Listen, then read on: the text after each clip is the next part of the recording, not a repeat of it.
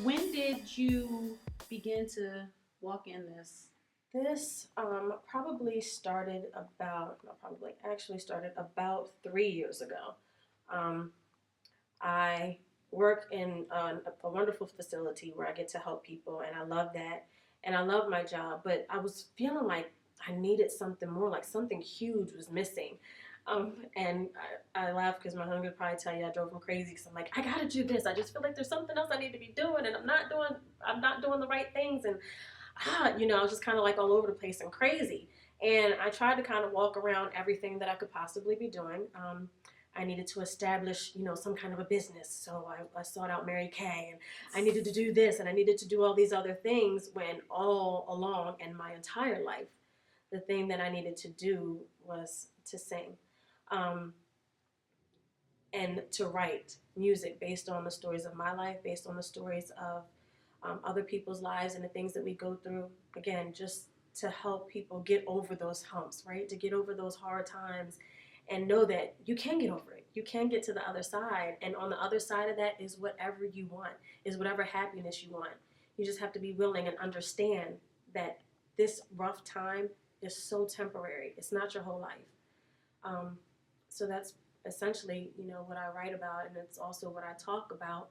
Um, I've been on, I've been doing some periscoping, and that's pretty much what I talk about on Periscope is loving yourself and understanding that your circumstance is not who you are and it's not what you deserve.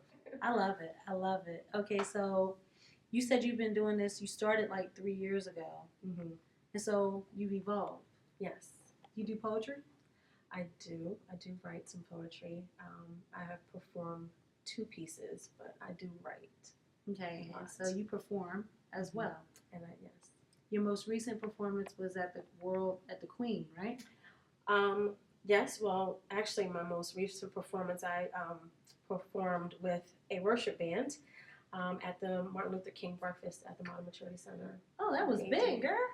It was nice. It was really for a friend of mine, Sharon Gibbs. Her children are amazing musicians, and her daughter's an amazing dancer and a singer. And she wanted to put something together for the children and for their friends to, do some, praising to God, and just also for this particular event. And she asked me to sing, so I agreed, awesome. and it was a very nice experience. And again, like I said, it was about the kids, and they're so talented, Mm-hmm. really. And so when you talk about learning about self love and loving yourself and knowing your worth and knowing who you are, like you're discovering that. You've discovered that. I'm still discovering, and I make it a point to really, really focus on the things that I say and the things that I do, and I'm really focusing now on the way that I present myself to others, because that's huge. And to be perfectly honest, I've struggled with my own self-esteem for a long time. I'm not the only one, I know. But I had to realize how that skewed view of myself has led to some difficult times, in my life. There are plenty of things that have happened in my life that I had absolutely no control over, but also a number of things that I did have control over, and made poor choices, but based off of my view of myself, which wasn't a good one.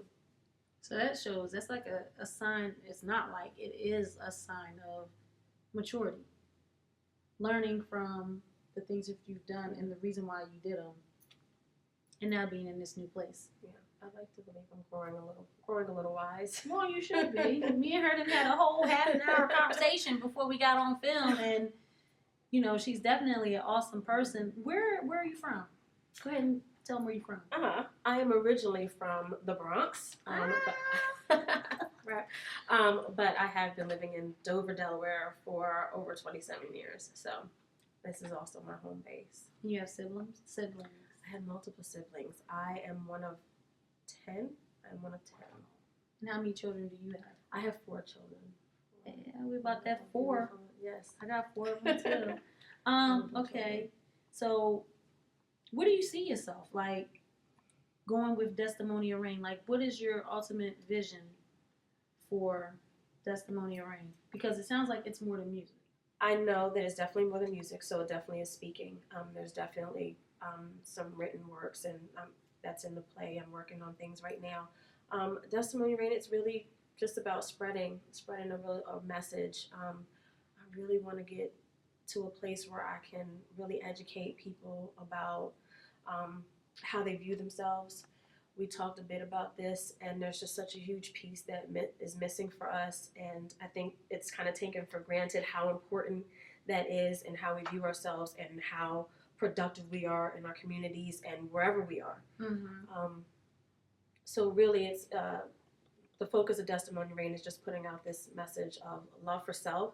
Because if you love yourself, you can love anybody else. You know, anybody else, and you can recognize when someone is really, really, really in need of love, and not necessarily look down on them, but know that, wow, whatever it is that that person may have done or may have said, like, they might really just be in need of some outside love, so they can get to a place where they can love themselves inside and then spread that too. You know? So your daytime job matches your nighttime job. Yeah. That's how you know that you're really in sync. Okay, I like that. But yeah, You're I in agree. sync. You take care of people. It's a passion. Physically and spiritually. It's a spiritual thing for you as well. It is. It's so important. It's just really important, and it's just something from day. I've always known that whatever it was I was going to do, it was going to be for me to be of service to other people. That's dope. That's my favorite word. I'm sorry.